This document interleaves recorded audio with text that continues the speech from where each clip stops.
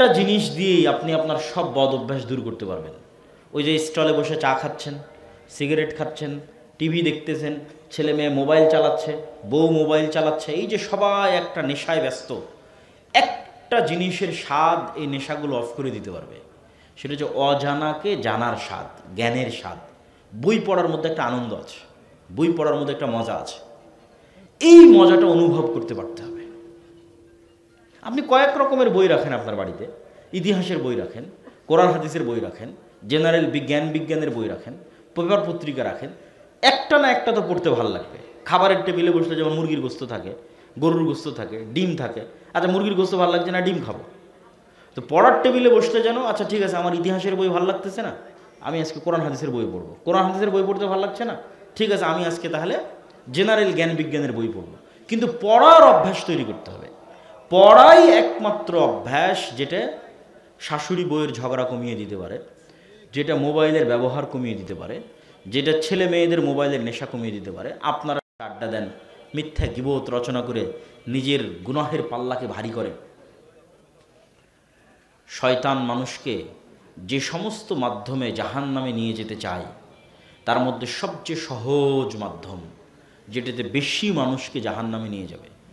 আপনাকে যদি বলি চলেন অমুক জায়গায় গিয়ে জেনা করতে হবে, আপনার মান সম্মানের ভয় আছে, আপনি যেতে চাইবেন না। আপনাকে যদি শয়তান বলে চলেন অমুককে হত্যা করতে হবে, বিচারের ভয় আছে, করবেন না। আর শয়তান যদি আপনাকে বলে অমুক নেতাকে গালি দে, দিবেন না? দিবেন না। এখানে মান সম্মানেরও ভয় নাই, টাকা পয়সা হারানোরও ভয় নাই, ওদের মুখ দিয়ে গালি অহরহ চায়ের স্টলে বসে বের হতেই থাকবে। তাহলে শয়তান সবচেয়ে ইজি, মানে বাটন চাপলেই জাহান্নামে নিয়ে যেতে পারবে আপনাকে, সেটা যে আপনার জিহ্বা। সবচেয়ে ভয়ঙ্কর মেশিন, যেটা ব্যবহার করে সারা দুনিয়ার বেশিরভাগ মানুষকে জাহান্নামে নিয়ে চলে যাবে। ঠিক এই জিহ্বাই এত ভয়ঙ্কর যে এই জিহ্বা দিয়ে আপনি ছোট্ট ইবাদত দিয়ে জান্নাতে চলে যেতে পারবেন। শয়তান বলছে তুই গীবত কর, আপনি বলবেন যে না আমি গীবত করব না, আমি কি বলবো? সুবহানাল্লাহি ওয়া বিহামদিহি সুবহানাল্লাহিল আযীম। শয়তান বলে তুই মুখ গালি দে, না আমি গালি দিব না, আমি কি বলবো? লা ইলাহা ইল্লাল্লাহু ওয়াহদাহু লা শারীকা লাহু লাহুল মুলকু ওয়া লাহুল হামদু ওয়া হুয়া আলা কুল্লি শাইইন কাদির। কাজ তো জিহ্বার, না দৌড়ানো লাগছে, না লাফানো লাগছে, না উজু করা লাগছে। ওই জিহ্বা ব্যবহার করে মানুষকে গালি দিতেন, এটা ব্যবহার করে আল্লাহর জিকির করবেন। শয়তান নিয়ে যেত জাহান্নামে, আপনি চলে যাবেন জান্নাতে। বলেন আল্লাহু আকবার। তাহলে এই যে জ্ঞানের চর্চা যদি না করেন, পরিবারে যদি জ্ঞানের চর্চা তৈরি না করেন, সন্তানদেরকে যদি জ্ঞানের রাস্তায় না নিয়ে যান, তাহলে না আপনার সন্তানের কোনো ভবিষ্যৎ আছে, না আমাদের দেশ ও জাতির কোনো ভবিষ্যৎ আছে। সন্তানকে 100 বিঘা জমি দিয়ে যাবেন, ওটি না মারামারি করবে। সন্তানকে বিশাল মোটর সাইকেল দিবেন, সন্তানকে মোবাইল দিবেন, ওটা না ধ্বংস হয়ে যাবে। একটা জিনিসে আপনি আপনার সন্তানকে দিতে পারেন, সেটা হচ্ছে জ্ঞান। একটা জিনিসে আপনি নিজে অর্জন করতে পারেন, সেটা হচ্ছে জ্ঞান। একটা জিনিসে আপনার স্ত্রীকে দেওয়ার ব্যবস্থা করতে পারেন, সেটা হচ্ছে জ্ঞান। ওই সোনা গহনা শাড়ি কিনে দিয়ে কী করবেন? ওগুলো মানুষ চুরি করে নিয়ে যাবে, হারিয়ে যাবে। যেটা মাথায় ঢুকবে এটা কেউ চুরি করতে পারবে না, যেটা এখানে ঢুকবে এটা কেউ ফেটেও বের করতে পারবে না, এটা কেউ কপি করতে পারবে না। এটা অমূল্য সম্পদ, স্থায়ী সম্পদ। সম্মানিত উপস্থিতি, আমরা আমাদের বক্তব্যের এই পর্যায়ে এসে রাসূলুল্লাহ সাল্লাল্লাহু আলাইহি ওয়াসাল্লামের কয়েকটা হাদিস যদি আপনাদের সামনে তুলে ধরি, যেগুলো রাসূলুল্লাহ সাল্লাল্লাহু আলাইহি ওয়াসাল্লাম জ্ঞান বিষয় বলেছেন, এটা বলে আমার বক্তব্য শেষ করে দেবো আপনাদের অধৈর্য হওয়ার আগে। রাসূল সাল্লাল্লাহু আলাইহি ওয়াসাল্লাম বলেন, আলা ইন্নাদ দুনিয়া কুল্লুহা মালউনা, তোমরা এই পৃথিবীতে যা দেখছো সব অভিশপ্ত, সব অভিশপ্ত। শুধু দুইটা জিনিস অভিশাপের বাইরে, একটা হচ্ছে আল্লাহর স্মরণ, আর একটা হচ্ছে জ্ঞানের চর্চা। এই দুইটা জিনিসের পিছনে যা লেগে আছে সেগুলো অভিশাপের বাইরে, বাকি সব অভিশপ্ত। আল্লাহর স্মরণ এবং জ্ঞানের চর্চা। রাসূলুল্লাহ সাল্লাল্লাহু আলাইহি ওয়াসাল্লাম আর এক হাদিসে বলেন, মান সালাকা তরিকান ইয়ালতামিসু ফীহি ইলমান সাহহালাল্লাহু লাহু তরিকান ইলাল জান্নাহ। যে ব্যক্তি এমন রাস্তায় বের হলো যে রাস্তায় সে জ্ঞান অর্জন করতে চায়, তাহলে বাড়িতে ফিরে আসার আগ পর্যন্ত সে আল্লাহর রাস্তায় আছে। আর যে ব্যক্তি জ্ঞানের রাস্তায় বের হলো তার জন্য আল্লাহ সুবহানাহু ওয়া তাআলা জান্নাতের রাস্তা সহজ করে দিবেন। মান ইউরিদিল্লাহু বিহি খায়রান ইফাক্কিহু ফিদ্দীন। তোমরা কি দেখতে চাও আল্লাহ কাকে ভালোবাসে? আল্লাহ কার কল্যাণ চাই? কার বাড়ি গাড়ি করে দিয়েছে তার কল্যাণ চাই? না, দেখো যাকে আল্লাহ জ্ঞান দিয়েছে আল্লাহ সুবহানাহু ওয়া তাআলা তার কল্যাণ চাই। তো আল্লাহ সুবহানাহু ওয়া তাআলা যার কল্যাণ চায় তাকে আল্লাহ জ্ঞান দেন। রাসূল সাল্লাল্লাহু আলাইহি ওয়াসাল্লাম বলেন, লা হাসাদা ইল্লা ফি ইসনাতাইন। অন্য কোনো জিনিসে হিংসা করিও না, দুইটা জিনিসে ঈর্ষা করতে পারো। ধ্বংসের কামনা নয়, কিন্তু মনের ঈর্ষা তৈরি হতে পারে, ইস যদি আমার এরকম থাকতো, যদি একটু আমি পাওয়ার চেষ্টা করতাম। এই দুইটা জিনিস এরকম ঈর্ষা জায়েজ, আর কোনোটাতে ঈর্ষা জায়েজ নয়। সেই দুইটা জিনিস কি? রাসূল সাল্লাল্লাহু আলাইহি ওয়াসাল্লাম বলছেন, রজুলুন আতাহুল্লাহু মালান ফাসাল্লাতাহু আলা হালাকাতিহি ফিল হক। এমন একজন মানুষ যাকে আল্লাহ অঢেল সম্পদ দিয়েছে, কিন্তু সম্পদ তো আল্লাহ সবাইকে দেয়। কেউ ওই সম্পদ দুবাইয়ে উড়িয়ে মদ জুয়া নারী নিয়ে ব্যস্ত, আর কেউ ওই সম্পদ আল্লাহর রাস্তায় মসজিদ মাদ্রাসা গরিব মিসকিনের পিছনে খরচ করতে ব্যস্ত। তো ওকে নিয়ে ঈর্ষা করো যাকে আল্লাহ টাকাও দিয়েছে, আবার ওই টাকা হারাম পথে নয় আল্লাহর রাস্তায় ব্যয় করার তৌফিক দিয়েছে। আল্লাহু আকবার। একসাথে দুইটা গুণ একত্রিত হওয়া, যে আমি কোটি টাকার মালিক, আবার আমি এই কোটি টাকা মদ নারী জুয়া নেশার পিছনে ব্যয় করি না, আল্লাহর রাস্তায় ব্যয় করি, এই গুণের অধিকারী হওয়া। এরকম কোনো মানুষকে আল্লাহ বানিয়ে দিয়েছে কোটি কোটি টাকার মালিক, আর সে ওই টাকা আল্লাহর রাস্তায় ব্যয় করছে। ওই মানুষের মতো হওয়ার চেষ্টা করো। দুই, আর এক মানুষের মতো হওয়ার চেষ্টা করতে পারো, রজুলুন আতাহুল্লাহুল হিকমাতা। এমন মানুষ যাকে আল্লাহ জ্ঞান দিয়েছে, আর সেই জ্ঞান মানুষের মধ্যে বিতরণ করে বেড়াচ্ছে, তাকে দেখে ঈর্ষা করতে পারো। এই দুইটা মানুষকে দেখে ঈর্ষা করতে পারো। ইদা মাতাল ইনসান ইনকাতা আনহু আমালুহু। মানুষ যখন মারা যায় তখন তার সব আমলের রাস্তা বন্ধ হয়ে যায়, কিন্তু তিনটা আমলের রাস্তা উন্মুক্ত থাকে। সাদাকাতিন জারিয়া, ওই যে টাকার পাওয়ার, টাকা দিয়ে কোনো একটা জিনিস করে দিয়েছে, সাদাকায়ে জারিয়া অব্যাহত আছে, কবরেও নিকে যেতে থাকবে। যে নওয়াব স্যার সলিমুল্লাহরা ঢাকা বিশ্ববিদ্যালয় করে দিয়েছে, বুয়েট করে দিয়েছে কত বছর আগে, আপনি ওই মাদ্রাসা করে দিবেন, যতদিন মাদ্রাসা থাকবে আপনার কবরে নিকে যাবে। এগুলো টাকার পাওয়ার। দুই নম্বর পাওয়ার জ্ঞানের পাওয়ার, ইলমুন ইনতাফাউ বিহি। একজন দিয়েছে টাকা আর একজন জ্ঞান, ওর জ্ঞান থেকে যত মানুষ কোরআন শিখবে, দিন শিখবে, তারপরে শিখবে, সাদাকায়ে জারিয়া হিসেবে তার কবরে যেতেই থাকবে। আমি যে হাদিস পড়তেছি এটা সহিহ বুখারীর হাদিস, তো এই হাদিস সংগ্রহ করতে ইমাম বুখারীকে সফর করতে হয়েছে, অনেক কষ্ট করেছে হাদিসটা সংগ্রহ করার জন্য। ওই হাদিসটা বলে আজকে আমি আপনাদের শোনাচ্ছি, তো এটা নাকি ইমাম বুখারী কবরে যাচ্ছে না? যাচ্ছে। এই হলো জ্ঞানের পাওয়ার। তাহলে টাকার পাওয়ার এবং জ্ঞানের পাওয়ার, এই দুটো জিনিস খুব দামি। ওয়ালাদিন সালিহিন ইয়াদউ লাহু, অথবা সৎ সন্তান যে তার পিতার জন্য দোয়া করবে। রাসূলুল্লাহ সাল্লাল্লাহু আলাইহি ওয়াসাল্লাম আর এক হাদিসে বলেন, ইন্নাল্লাহা লা ইয়াকবাজুল ইলমা ইনতিসাআন ইয়ানতাজিউহু মিনাল ইবাদ। কিয়ামতের আলামত হচ্ছে জ্ঞানকে উঠিয়ে নেওয়া হবে। ইরফাউল ইলম ওয়া ইউকসারুল জাহাল। তো কেমনে জ্ঞান উঠিয়ে নেওয়া হবে? রাসূল সাল্লাল্লাহু আলাইহি ওয়াসাল্লাম বলছেন, দেখো আল্লাহ এইভাবে জোর করে জ্ঞান ছিনিয়ে নেবে না, যে মানুষের মধ্যে থেকে এমনভাবে জ্ঞান ছিনিয়ে নিল যে আজ সকালে কোরআন মুখস্থ ছিল, কাল সকালে ভুলে গেল। এইভাবে জ্ঞান ছিনিয়ে নেওয়া হবে না। তাহলে জ্ঞান কিভাবে উঠে যাবে? ইরফাউল ইলম। কিয়ামত ততদিন হবে না যতদিন জ্ঞান না উঠে যায় আর মূর্খতা আকাশ থেকে বর্ষণ না হয়। তো কিভাবে জ্ঞান উঠে যাবে? আলেম ওলামার মৃত্যুর মাধ্যমে জ্ঞান উঠে যাবে। ইদা আলাম ইয়াবকা আলিমান, মাদ্রাসাও নাই, আলেম তৈরির কারখানাও নাই, দুনিয়া তার কোনো আলেমও বেঁচে নেই। ইত্তাখাদান নাসুর উসান জুহালা, মানুষ হচ্ছে জাহেল, মূর্খদেরকে নেতা হিসেবে গণ্য করবে, আর এই জাহেল মূর্খরা নিজেরাও পথভ্রষ্ট হবে, তাদেরকেও পথভ্রষ্ট করবে। সম্মানিত উপস্থিতি, তাহলে এই যে হাদিসগুলো আমি আপনাদের সামনে তুলে ধরলাম, এই হাদিসগুলোতে রাসূলুল্লাহ সাল্লাল্লাহু আলাইহি ওয়াসাল্লাম স্পষ্টভাবে জ্ঞানের যে গুরুত্ব, জ্ঞানের যে তাৎপর্য এবং জ্ঞান অর্জনের যে ফজিলত, সেই বিষয়গুলো স্পষ্টভাবে ফুটে উঠেছে। খায়রুকুম মান তাআল্লামাল কুরআন ওয়া আল্লামাহ। এই যে কোরআন, এই কোরআন হচ্ছে জ্ঞানে পরিপূর্ণ। আল্লাহ সুবহানাহু ওয়া তাআলা সবচেয়ে জ্ঞানী, আর এটা হচ্ছে আল্লাহর আওয়াজ, আল্লাহর শব্দ। আল্লাহ সুবহানাহু ওয়া তাআলার জ্ঞান থেকে আল্লাহ সুবহানাহু ওয়া তাআলা এই কোরআন মানব জাতির হিদায়াতের জন্য দিয়েছেন। তো এই জন্য এই কোরআন পড়া এবং বুঝা প্রত্যেক মুসলমানের জন্য জরুরি। তোমাদের মধ্যে সর্বশ্রেষ্ঠ সে যে নিজে কোরআন শিখে এবং আর একজনকে কোরআন শিখায়। রাসূলুল্লাহ সাল্লাল্লাহু আলাইহি ওয়াসাল্লাম এবং আল্লাহ সুবহানাহু ওয়া তাআলা পবিত্র কোরআন মাজিদে জ্ঞান অর্জনের দোয়া শিখিয়ে দিয়েছেন। রব্বিশ রাহলি সদরি ওয়া ইয়াসসিরলি আমরি। হে আল্লাহ, আমার বুককে উন্মুক্ত করে দেন জ্ঞানের জন্য, নূরের জন্য। রব্বি জিদনি ইলমা। হে আল্লাহ, আমার জ্ঞানকে বাড়িয়ে দেন। রাসূল সাল্লাল্লাহু আলাইহি ওয়াসাল্লামের কাছে যখন কেউ দোয়া চাইতো, তখন তিনি সবার আগে জ্ঞানের দোয়া করতেন। আব্দুল্লাহ বিন আব্বাস যখন দোয়া চেয়েছে, আল্লাহুম্মা ফাক্কিহু ফিদ্দীন, আল্লাহ তাকে দ্বীনের জ্ঞান দান করো। এবং সাহাবীদের মধ্যেও, রাসূল সাল্লাল্লাহু আলাইহি ওয়াসাল্লামের স্ত্রীগণের মধ্যেও জ্ঞান চর্চার অভ্যাস ছিল। আয়েশা রাদিয়াল্লাহু তাআলা আনহা, তিনি নিজে জ্ঞান চর্চা করতেন। তাহলে আল্লাহ সুবহানাহু ওয়া তাআলা কোরআন মাজিদে এবং রাসূলুল্লাহ সাল্লাল্লাহু আলাইহি ওয়াসাল্লাম হাদিসে জ্ঞান বাড়ার জন্য এবং জ্ঞান শিখার জন্য দোয়া শিখিয়ে দিয়েছেন। সম্মানিত উপস্থিতি, আমরা আমাদের বক্তব্যের শেষ পর্যায়ে চলে এসেছি। আল্লাহ সুবহানাহু ওয়া তাআলা আমাদের অত্র এলাকায়, অত্র মসজিদ এবং অত্র মাদ্রাসার মাধ্যমে আপনারা কি নিজেরা জ্ঞান শিখতে এবং সন্তানদের জ্ঞান শেখাতে ইচ্ছুক? নিজেদের বাড়িতে পরিবারে একটা ছোট্ট করে লাইব্রেরি করতে ইচ্ছুক?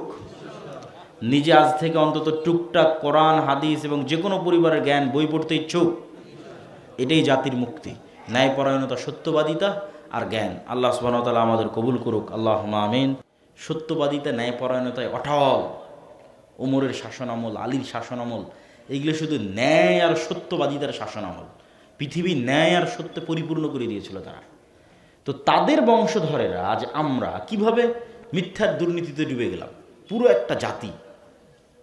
এটার কারণটাই হচ্ছে ওই বানু ইসরায়েলরা ফেরাউনের গোলাম ছিল 300-400 বছর। তো যখন গোলাম থাকেন তখন এই একটা রুটি দিয়ে বললাম যে এই রুটি তোরা 10 জন গোলাম, তোদের জন্য। তো ওই একটা রুটির জন্য এক গোলাম আর এক গোলামকে মেরে ফেলে দেবে।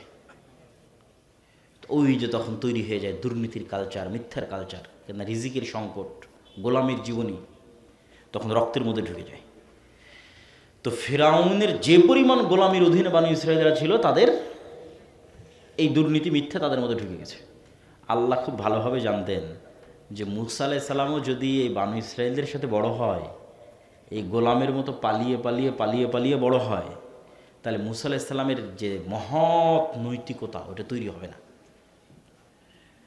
মহৎ হৃদয় ওটা তৈরি হবে না, সাহসিকতা, সত্যবাদিতা, ন্যায়পরায়ণতা ওটা তৈরি হবে না। অর্থাৎ মুসাকে তুলে নিয়ে গিয়ে ফেরাউনের বাড়িতে মানুষ করো। ফেরাউন মুশরিক হতে পারে, ফেরাউন কাফের হতে পারে, কিন্তু ফেরাউনের বাড়িতে মানুষ হলে মুসা আলাইহিস সালাম মিথ্যা বলা শিখবে না। বোঝেননি মনে হয় আমার কথা? ফেরাউনের বাড়িতে মানুষ হলে খাবার নিয়ে কাড়াকাড়ি করে দুর্নীতি করা শিখবে না, কিন্তু গোলামদের সাথে মানুষ হলে তো এটাই শিখবে।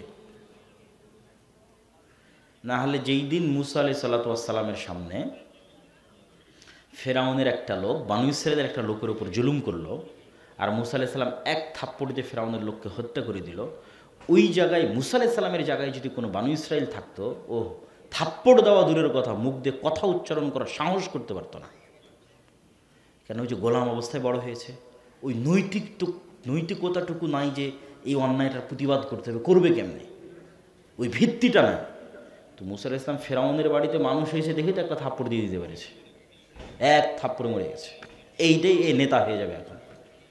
এখন মুসা আলাইহিস সালামের মধ্যে নেতৃত্বের গুণ চলে এসেছে, কেননা সত্যবাদিতা এবং ন্যায়পরায়ণতার ওপর তার জন্ম হয়েছে, তার বৃদ্ধি হয়েছে। আর আমরা মিথ্যা বলা শিখেছি, দুর্নীতি করা শিখেছি কখন? যখন ব্রিটিশদের গোলাম ছিলাম 190 বছর। ওই স্বভাব এখনো ছাড়তে পারিনি আমরা। সম্মানিত উপস্থিতি, এইটা যতক্ষণ তৈরি না হচ্ছে ততক্ষণ আপনি নেতা হতে পারবেন না। 2 নম্বর নেতৃত্বের গুণ হচ্ছে জ্ঞান।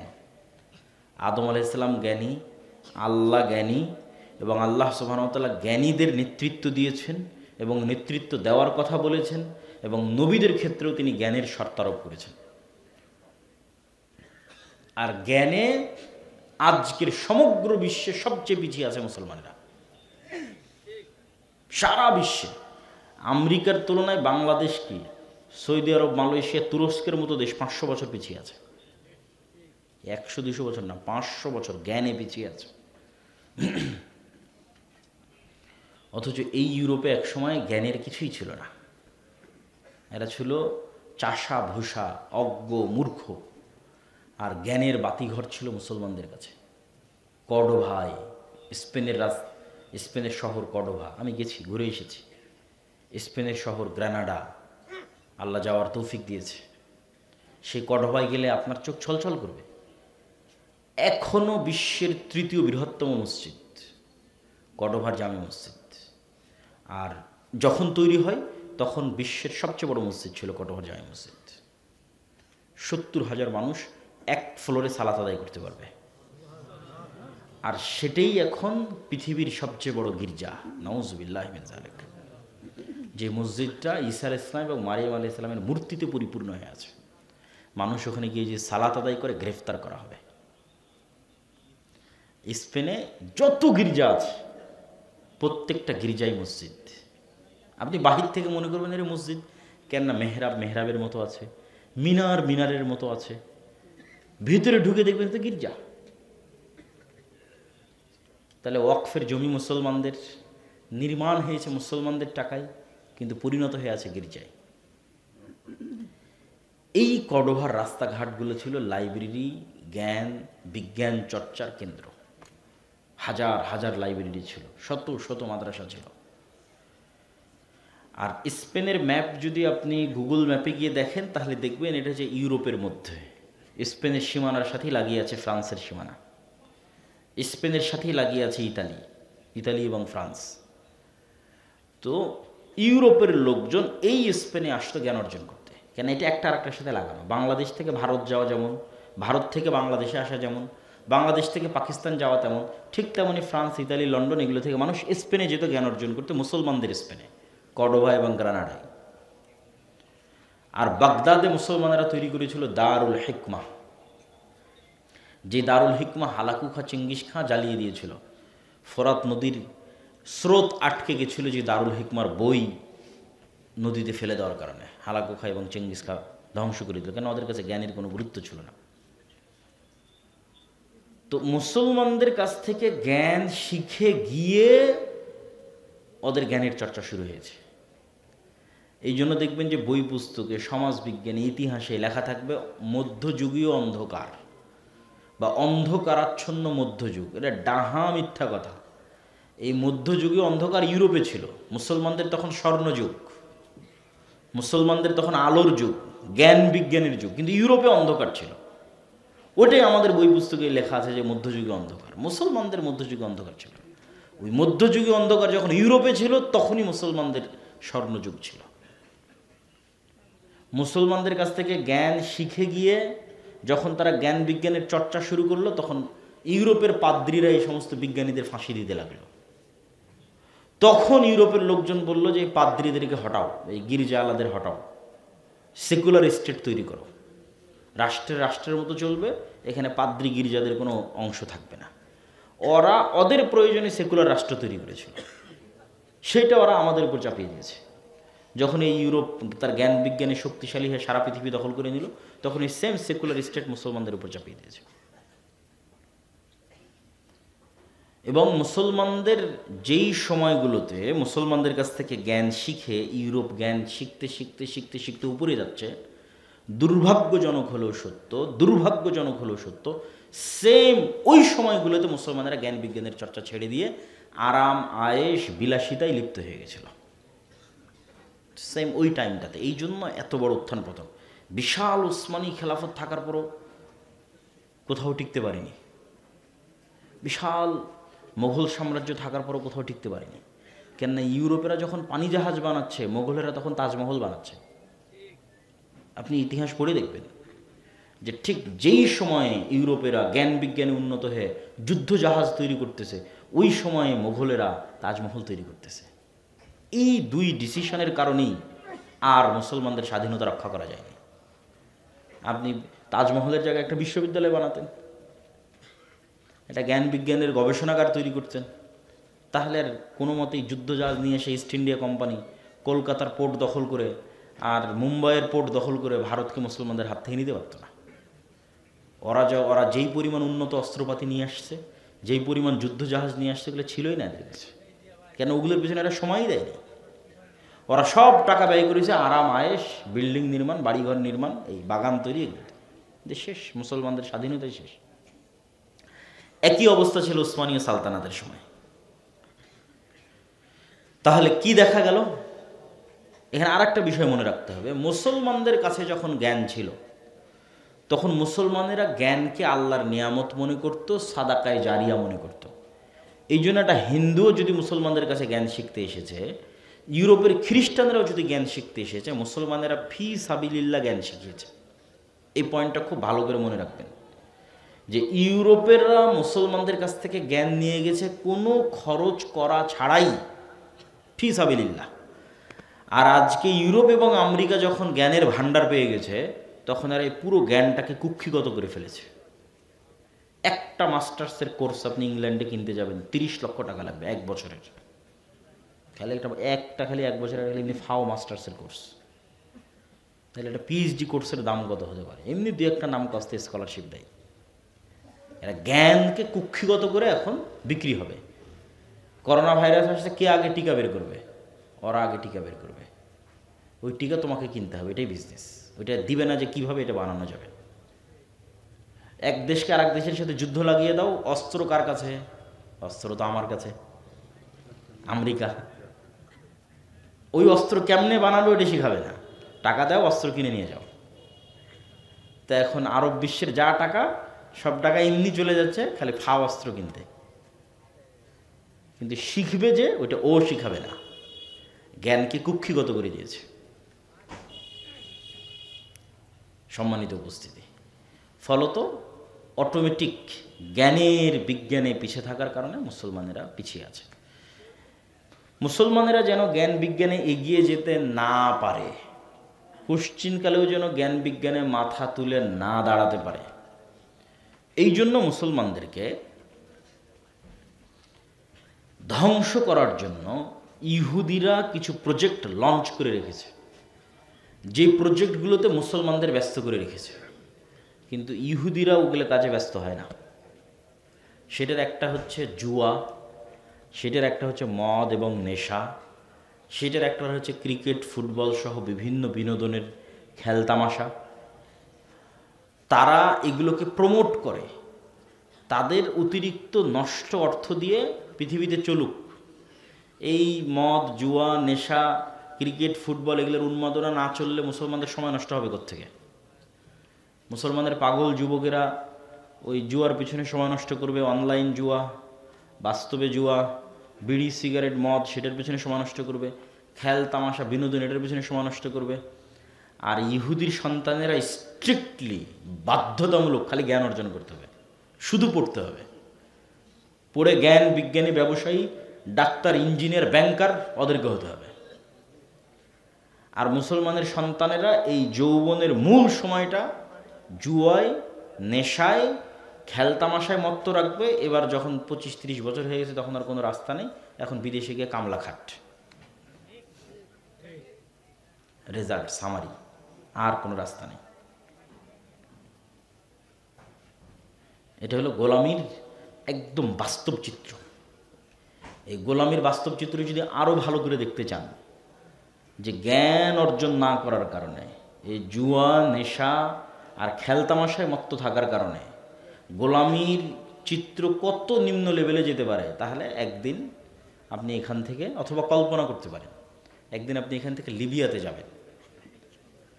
ঠিক আছে, লিবিয়ার রাজধানী ত্রিপোলি। ত্রিপোলিতে অন্তত এরকম কয়েক শত দালাল চক্র আছে, যে দালাল চক্ররা বাংলাদেশের দালালদের সাথে কন্ট্যাক্ট করবে। বাংলাদেশের দালালেরা আবার আপনাদের গ্রামের গঞ্জের ছেলেপেলেদের সাথে কন্ট্যাক্ট করবে, যে 20 লক্ষ টাকা দিব, 25 লক্ষ 30 লক্ষ টাকা দিব, এখান থেকে পাসপোর্ট করে দুবাই, দুবাই থেকে ত্রিপোলি, ত্রিপোলি থেকে যেভাবেই হোক তোমাকে ইউরোপে ঢুকিয়ে দেওয়া হবে। ইতালি ফ্রান্স জার্মানি যেটাতে পারবা সেটাতে ঢুকে যাবা। এখানে বাপ মায়ের কাছ থেকে জমি জায়গা বিক্রি করে 20-25 লক্ষ টাকা নিয়েছে, ঠিকঠাক দুবাই গেছে, দুবাই থেকে ঠিকঠাক ত্রিপোলি গেছে। ত্রিপোলিতে গিয়ে এখন বাতাস দিয়ে ফুলানো নৌকা, রাবারের নৌকা যেটাকে বাতাস দিয়ে ফুলানো হয়েছে, ওই নৌকাতে আফগানি মুসলমান, বাংলাদেশি মুসলমান, পাকিস্তানি মুসলমান, আফ্রিকান মুসলমান, সবই মুসলমান। এটা হলো মুসলমানদের গোলামির চিত্র। ওই নৌকাটা, যে নৌকাটা ভূমধ্য সাগরে ভাসতেছে ইউরোপে আশ্রয় প্রার্থনা করার জন্য, ওই নৌকাটা হচ্ছে সারা বিশ্বের মুসলমানদের গোলামির চিত্র। ওখানে একটা হিন্দুও নয়, ওখানে একটা খ্রিস্টানও নয়, মানে বাংলাদেশের মুসলমান আছে, আফগানিস্তানের আছে, পাকিস্তানের আছে, আর আফ্রিকার আছে। আর এখন নতুন গত 5-10 বছরে যুক্ত হয়েছে ইয়েমেন সিরিয়া এগুলো অঞ্চলের মুসলমানেরা, কিন্তু সব মুসলমান ঠাসাঠাসি গাদাগাদি করে একটা নৌকার উপর উঠেছে। এই নৌকা এখন ছেড়ে দেওয়া হলো ভূমধ্য সাগরে আল্লাহর নামে, যে কোনো মুহূর্তে ডুবে যেতে পারে। ডুবে গেলে ওই ঠান্ডা বরফের মধ্যে মৃত্যু, লাশ। আর যদি কোনো মতে ওই ধারে ঘেসে, তাহলে হয়তো ইতালির পুলিশ উঠায় নিয়ে গেল, ফ্রান্সের পুলিশ উঠিয়ে নিয়ে গেল, নিয়ে গিয়ে ওই 2-3 বছর কোনো সেফ হোমে বন্দি অবস্থায় রাখবে। তার আগে এমনি ত্রিপোলিতে কত সেফ হোমে বন্দি অবস্থায় থেকেছে, মেরেছে পিটেছে, জুমে ভিডিওতে ইমোতে বাপ মাকে দেখেছে, দেখো তোমার ছেলেকে মেরে ফেলে দিলাম, আরও টাকা দাও না হলে ছাড়বো না, আরও টাকা দাও না হলে ছাড়বো না। এ হলো অশিক্ষিত মূর্খ গোলাম জাতির চিত্র। সম্মানিত উপস্থিতি, এই জন্য জ্ঞান মানুষের সৌন্দর্য, জ্ঞান মুসলমানদের সৌন্দর্য। আমাদের দিন শুরুই হয়েছে ইকরা বিস্মি রব্বিকাল্লাযী খালাক, ইকরা ওয়া রাব্বুকাল আকরাম পড়া দিয়ে শুরু হয়েছে। আর জ্ঞানের কথা বলতে বলতে রাসূলুল্লাহ সাল্লাল্লাহু আলাইহি ওয়াসাল্লাম, তার সাহাবীরা, আল্লাহ সুবহানাহু ওয়া তাআলা নিজে কোরআনে জ্ঞানের কথা দিয়ে পরিপূর্ণ করে রেখেছে। অথচ আমাদের মধ্যে জ্ঞান চর্চার কোনো কালচারই নাই। এই জন্য সৈয়দ মুজতবা আলী তার বই কেনা প্রবন্ধের মধ্যে লিখেছে যে বাঙালির যাত্রার মঞ্চে ঢোকার টিকিট কাটার টাকা আছে, বাঙালির কোথাও জাদু হবে, কোথাও কি বলে ওর নাম খেলা হবে, কোথাও ছবি হবে হলে, সেটা কেটে ওই ছবির হলে ঢুকে ছবি দেখার টাকা আছে, কিন্তু বই কিনতে বললে বই কেনার টাকা নেই। আর বই পড়ার সময়ও নেই। চায়ের স্টলে বসে আড্ডা দেওয়ার সময় আছে, টিভিতে ঘন্টার পর ঘন্টা মুভি দেখার সময় আছে, কিন্তু বই যে পড়বে কালচারই নাই, এই সংস্কৃতি নাই। অথচ ইংল্যান্ডে আমি 1 বছর ছিলাম, তো আপনি পার্কে যান, বিমানে উঠেন, আমি নিজে বিমানে উঠেন, বাসে উঠেন, ট্রেনে উঠেন, বই পড়ার কালচার আছে। কাউকে না কাউকে দেখবেন 4 জন 5 জন দেখবেন যে বই পড়তেছে। ওদের কাছে আমাদের চেয়ে দামি ফোন আছে, লেটেস্ট আইফোন আছে, কিন্তু কালচারটা আছে বই পড়ার। আমি মাঝে মধ্যে ওদের বই পড়ার ছবি তুলে আব্দুর রহিমের কাছে পাঠাতাম যে এরা কাফের মুশরিক হতে পারে, কিন্তু জ্ঞান চর্চার আগ্রহ আছে, যেই কারণে এরা এখনো টিকে আছে, জ্ঞানের শক্তিতে এখনো টিকে আছে। আর আমরা মুসলমানেরা শুধু সময় নষ্টে টিকে আছি। তো এই জন্য জ্ঞান অর্জন এবং বইয়ের কথা যেহেতু আসলো, সেহেতু বক্তব্য আরও সামনে এগিয়ে যাওয়ার আগে আমাদের এখানে 2-3টা বই দিয়ে গেছে।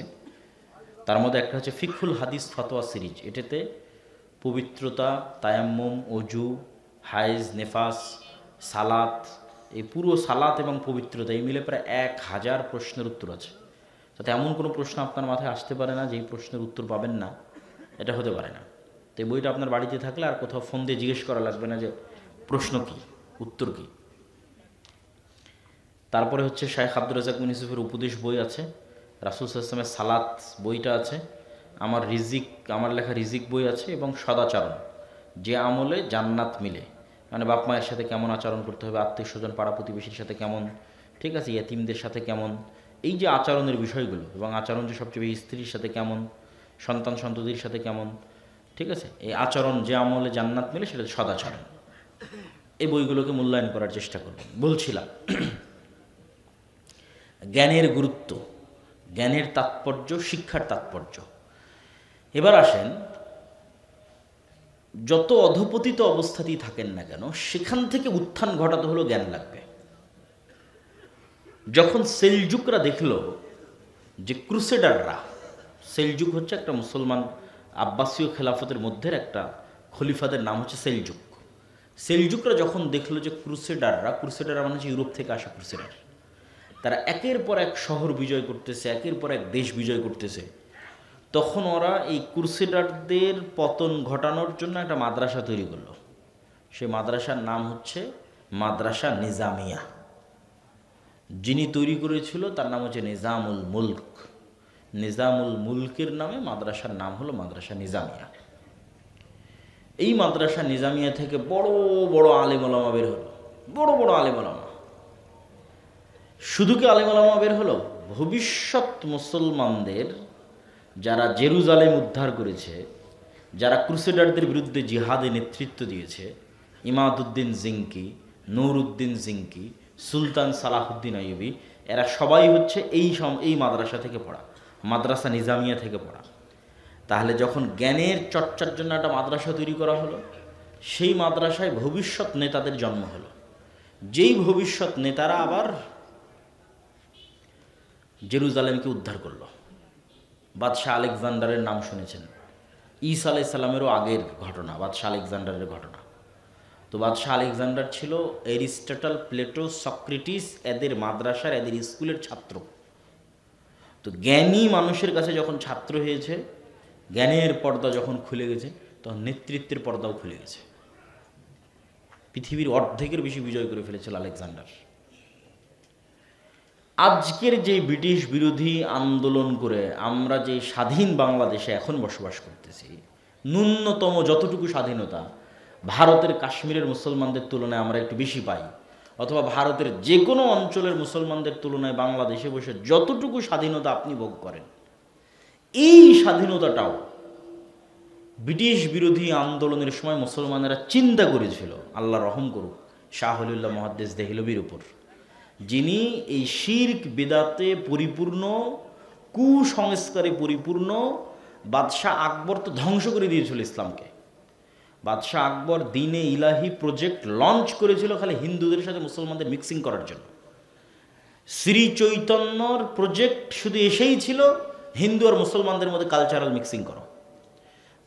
যেখানে এমনিতেই হিন্দুদের সংখ্যা বেশি, এমনি মুসলমানেরা নিজ ইমান আকিদা নিয়ে বাঁচার কথা নয়, সেখানে মুসলমান শাসকই চেষ্টা করতেছে হিন্দু আর মুসলমানের সংস্কৃতির মধ্যে মিল তৈরি করতে হবে। ফলত মুসলমান সমাজ শিরক বেদাত কুসংস্কারে ডুবে গেছে, ধ্বংস। তখন শাহ ওলিউল্লাহ মুহাদ্দিস দেহলভি দেখল যে একে তো মোঘল বাদশারা, তারা একে তো না জ্ঞানের চর্চা করতেছে, আর একদিকে মুসলমানদের দিনদারিতা শেষ। তখন শাহ ওলিউল্লাহ মুহাদ্দিস দেহলভি দেখল এটার একটাই রাস্তা, জ্ঞান। জ্ঞানের বাতি যদি আমি না জ্বালাই তাহলে ভারতের মুসলমানদের ভবিষ্যৎ নাই, শেষ। 190 বছর ব্রিটিশদের জুলুমের পর আর 70 বছর যাবৎ ভারতের জুলুমের পর এখনও যদি মুসলমানেরা ন্যূনতম টিকে থেকেছে, তাহলে এটা শাহ ওলিউল্লাহ মুহাদ্দিস দেহলভির ওই জ্ঞানের বাতি দিল্লিতে বসে জ্বালিয়েছিল। সৌদি আরব থেকে, মক্কা থেকে জ্ঞান অর্জন করে কুতুবে সিত্তার দার্স দেওয়া শুরু করেছিল। তারপরে শাহ ওলিউল্লাহ মুহাদ্দিস দেহলভির ছাত্র তার নিজের ছেলে আব্দুল আজিজ মুহাদ্দিস দেহলভি, আব্দুল আজিজ মুহাদ্দিস দেহলভির ছাত্র শাহ ইসহাক মুহাদ্দিস দেহলভি, ইসহাক মুহাদ্দিস দেহলভির ছাত্র মিয়া নাজির হোসেন দেহলভি, যার প্রায় 1.5 লক্ষের অধিক সারা ভারত, পাকিস্তান, বাংলাদেশে যার ছাত্র ছিল মিয়া নাজির হোসেন দেহলভি। এখনও আফগানিস্তান থেকে শুরু করে একদম আরাকান পর্যন্ত যত জায়গায় দেখবেন আহলে হাদিস মসজিদ আছে, আহলে হাদিসের দাওয়াত আছে, নিশ্চিত থাকেন ওই জায়গাতে মিয়া নাজির হোসেন দেহলভির ছাত্র ওখান থেকে দিল্লিতে জ্ঞান অর্জন করতে গেছে, নাজির হোসেনের কাছে জ্ঞান নিয়ে সেখানে ফিরে গেছে। তো এই যে শাহ ওলিউল্লাহ মুহাদ্দিস দেহলভি জ্ঞানের চর্চা শুরু করলো, তৎকালীন ভারতে কোরআনের অনুবাদই হয়নি। কল্পনা করেন, কেউ জানতো না কোরআন পড়া, যে কোরআন যে জ্ঞান শিখবে এটা কেউ জানতো না। প্রথম শাহ ওলিউল্লাহ ফার্সিতে কোরআন অনুবাদ করেছে, যে মুসলমানদের কোরআন শিখাতে হবে। মুয়াত্তা মালিক অনুবাদ করেছে, মুসলমানদের হাদিস শিখাতে হবে, নাহলে এরা জীবনও ব্রিটিশদের বিরুদ্ধে ফাইট দিতে পারবে না যদি জ্ঞান না থাকে। তারপরে ওই শাহ ওলিউল্লাহ মুহাদ্দিস দেহলভির পৌত্র মানে পোতা শাহ ইসমাইল শহীদ প্রথম ব্রিটিশদের বিরুদ্ধে জিহাদের ঘোষণা দিল। যদি জ্ঞানটা ওখানে না আসতো, এটা অসম্ভব যে জ্ঞান না থাকলে কিভাবে শাহ ইসমাইল শহীদ ব্রিটিশদের বিরুদ্ধে জিহাদের ঘোষণা দেবে। শাহ ইসমাইল শহীদের বই যদি এখনও আপনি পড়েন, আপনার গায়ের লোম খাড়া হয়ে যাবে। তাকবিয়াতুল ঈমান, তাওহীদের উপর, যখন ভারত উপমহাদেশে মোহাম্মদ বিন আব্দুল ওয়াহাবের কিতাবুত তাওহীদ আসেনি, যখন মদিনা ইসলাম বিশ্ববিদ্যালয় তৈরি হয়নি, যখন এত মসজিদ মাদ্রাসা ছিল না, এত কেউ আকিদা তাওহীদের দার্স দিত না, সেই কোথায় 250-300 বছর আগে শাহ ইসমাইল শহীদ তাওহীদের উপর এই মানের বই লিখেছে শিরকের বিরুদ্ধে। তারপরে গোটা ভারত দাওয়াতি সফরের উপর দাওয়াতি সফর, দাওয়াতি সফরের উপর দাওয়াতি সফর। উনি ওপেন ঘোষণা দিয়েছে, শিরক বেদাত থেকে যতক্ষণ মুসলমানেরা মুক্ত না হচ্ছে ততক্ষণ মুসলমানদের বিজয় সম্ভব নয়। গোটা ভারতে দাওয়াতি সফর দিয়েছেন সৈয়দ আহমদ বেরেলভি এবং শাহ ইসমাইল শহীদ। তারপরে ওই যে আস্তে আস্তে মাদ্রাসা তৈরির সিলসিলা শুরু হলো, কওমি মাদ্রাসা যেগুলোকে আমরা বলছি, তথা জনগণের টাকায় বেসরকারি যে মাদ্রাসা, যেগুলো এখনও টিকে আছে। এই মাদ্রাসাগুলোর কারণেই এখনও পাকিস্তান, ভারত, বাংলাদেশে ইসলামটা টিকে আছে। নাহলে স্পেন থেকে যেভাবে মুসলমানেরা একদম সাফা হয়ে গেছে, এই ভারত উপমহাদেশ থেকে মুসলমানেরা জিরো হয়ে যেত, জিরো, যদি এই জ্ঞানের চর্চাগুলো তৈরি না হতো। সম্মানিত উপস্থিতি, তাহলে আপনি যদি এখন যেখানে দাঁড়িয়ে আছেন এখান থেকে আরও বেশি বিজয় অর্জন করতে চান, আরও জ্ঞানের দরকার, আরও জ্ঞানের চর্চার দরকার। যারা নতুন যুগের চাহিদা অনুযায়ী, নতুন জ্ঞান বিজ্ঞানের আলোকে মুসলমানের সন্তানদের জ্ঞান এবং বিজ্ঞান, জেনারেল শিক্ষা, ইসলাম শিক্ষা, দিন শিক্ষা, সকল দিক থেকে উন্নতি ঘটিয়ে একটা নতুন বিপ্লবের রাস্তা তৈরি করবে, এইটা আপনি শিক্ষা প্রতিষ্ঠান ছাড়া করতে পারবেন না। এবং আমরাও এই জ্ঞান কেন্দ্রিক বিপ্লব তৈরি করার জন্য যে কয়েকটা প্রতিষ্ঠান নিয়ে কাজ করতেছি, সেই কয়েকটা প্রতিষ্ঠানের একটা হচ্ছে আদ-দাওয়া ইলাল্লাহ। আপনাদের গ্রামগঞ্জের যত মক্তব আছে, যে কোনো মক্তবের শিক্ষক জামিয়া সালাফিয়া ডাঙ্গিপাড়া পবা রাজশাহীতে গিয়ে ট্রেনিং নিতে পারে। 1 সপ্তাহের ট্রেনিং, যাতায়াত খরচও আমাদের, থাকা খাওয়া খরচও আমাদের, সিলেবাসও আমাদের। আমি নিজে লিখেছি যে একটা গ্রামের মুসলমানের সন্তানকে দিনের মৌলিক জ্ঞান কিভাবে দেওয়া যায়, ওইটাকে মাথায় রেখে বইটা লেখা আছে, তালিমউদ্দিন, আদর্শ শিক্ষা, এবং ওইটার উপর শিক্ষকের ট্রেনিং দেওয়া হয়। এই 1 ঘন্টার বক্তব্যে আমি আপনাদের কী শিখাবো? আমি এই ধরনের প্রোগ্রাম ব্যক্তিগতভাবে পছন্দ করি না, মনে শান্তি পাই না। কিন্তু আমাদের এই সিলেবাসের আলোকে এই নলডাঙ্গা, এই বাগমারা, এই পুঠিয়ায় যদি একটা মক্তব চলে, তাহলে ওই সকালবেলা যদি 20টা বাচ্চাও ওই বই থেকে পড়ে, ওখান থেকে কোরআন শিখে, ওটার সাদাকায় জারিয়া আমার কাছে যাবে না? যাবে না? যাবে। এটাই তো শান্তি, এটাই তো প্রশান্তি। আলহামদুলিল্লাহ, এই কাজে আপনাদের যুক্ত হতে হবে, একদম শিক্ষার গোড়ায় হাত দিতে হবে। মসজিদে আপনারা টাইলস লাগাচ্ছেন, মসজিদের নামে জালসা করছেন, মসজিদে ফ্যান লাগাচ্ছেন। আমি তো বলতে বলতে এই পর্যন্ত বলেছি যে মসজিদের টাইলস খুলে বাজারে বিক্রি করে, ফ্যান আর এসি খুলে বাজারে বিক্রি করে একজন ভালো মানের মক্তবের শিক্ষকের বেতনের ব্যবস্থা করে। সমাজ পরিবর্তন হবে, দেশ পরিবর্তন হবে, জাতি পরিবর্তন হবে। কেননা মানুষের এখানে যতক্ষণ নূর না ঢুকেছে, ততক্ষণ ওই এসির বাতাস দিয়ে জাতি পরিবর্তন সম্ভব নয়, ফ্যানের বাতাস দিয়ে জাতি পরিবর্তন সম্ভব নয়। এইখানে নূর প্রবেশ করাতে হবে, এটার জন্য আপনাকে শিক্ষায় ইনভেস্ট করতে হবে। আপনি আজকে আপনার মসজিদের দায়িত্ব ব্রাককে দেন না। আজকে আপনাদের বাংলাদেশের যতগুলো মসজিদ আছে, যদি কয়েক লক্ষ মসজিদ হয়, ব্রাককে যদি বলি কয়েক লক্ষ মসজিদ তোমাকে দিয়ে দিলাম, তো ব্রাক পরের দিন এই সব মসজিদগুলোতে এসি লাগানোর কাজ করবে না পরের দিন এই সব মসজিদগুলোতে ওদের শিক্ষক নিয়োগ দেবে? আমাকে বলেন। তাহলে তো আপনারাও তো বুঝেন যে ব্রাক কী করবে। এই মসজিদগুলোতে এসি লাগানোর ব্যবস্থা করবে না। ওই মসজিদ যদি 5 টাকা থাকে ওই মসজিদের ফান্ডে, ওই 5 টাকা দিয়ে আগে শিক্ষার ব্যবস্থা করবে, যে গান শিখাও, নাচ শিখাও, ওই 5 টাকা দিয়ে, মানে ওর যেটা শেখানোর দরকার সেটা শেখাও। তাহলে আপনি কেন বুঝতেছেন না যে শিক্ষা আগে, শিক্ষা ইনভেস্ট আগে, শিক্ষার পিছনে টাকা বিনিয়োগ আগে। মানুষ যত জায়গায় টাকা ব্যয় করে, তার মধ্যে সবচেয়ে দামি জায়গা টাকা ব্যয় করার, সেটা হচ্ছে শিক্ষা, জ্ঞান। এটা নিজের পিছনে বিনিয়োগ। আপনারা যারা এমনি আছেন, ব্যবসা বাণিজ্য, কৃষিকাজ, আপনাদের উচিত বই পড়ার অভ্যাস থাকা। এটা আপনার নিজের পিছনে বিনিয়োগ। যে যত বই পড়বে, ওর টাকা এমনি তত বেশি হবে, কেন ওর সিদ্ধান্ত তত ভালো হবে, ও তত উন্নত আধুনিক চিন্তা করতে পারবে। আমাদের 2 নম্বর প্রতিষ্ঠান হচ্ছে রাবিতাতুল মাদারিস আস-সালাফিয়া, যেটার অধীনে এই প্রতিষ্ঠানটা অধিভুক্ত। জামিয়া সালাফের সিলেবাসে কিন্তু এই প্রতিষ্ঠানটা পরিচালিত হয়। এখানকার শিক্ষকদের আমরাই জামিয়া সালাফিতে নিয়ে গিয়ে ট্রেনিংয়ের ব্যবস্থা করি। আপনাদের পাশেও আরেকটা কোথায়, এখান থেকে 15-20 কিলোমিটার দূরে আরেকটা প্রতিষ্ঠান, মোল্লাপাড়া না কি যেন, সেখানেও আমাদের জামিয়া সালাফের অধিভুক্ত একটা প্রতিষ্ঠান আছে। তো এই প্রতিষ্ঠানগুলোকে আপনারা যত ভালো মানের শিক্ষক নিয়োগ দিবেন, যত ভালো মানের শিক্ষা ব্যবস্থা তৈরি করবেন, আপনাদের সন্তানেরা তত ভালো শিখবে। যত ভালো পরিমাণ জ্ঞান সে অর্জন করবে, ও তত ভালো নেতা হবে। সত্যবাদিতা, ন্যায়পরায়ণতা, মোল্লাপাড়া সালাফিয়া মাদ্রাসা পুঠিয়াতে। তো সত্যবাদিতা, ন্যায়পরায়ণতা, এটা যেমন নেতৃত্বের 1 নম্বর শর্ত, নেতৃত্বের 2 নম্বর শর্ত জ্ঞান। এই জন্য জ্ঞানের পিছনে আপনাদের বাড়িতে জরুরি ভিত্তিতে লাইব্রেরি থাকা উচিত। প্রত্যেক মা বোনের পড়ার অভ্যাস থাকা উচিত। প্রত্যেক বাবা এবং সন্তানের, আপনি কৃষক হন, ব্যবসায়ী হন, পড়ার অভ্যাস থাকা উচিত।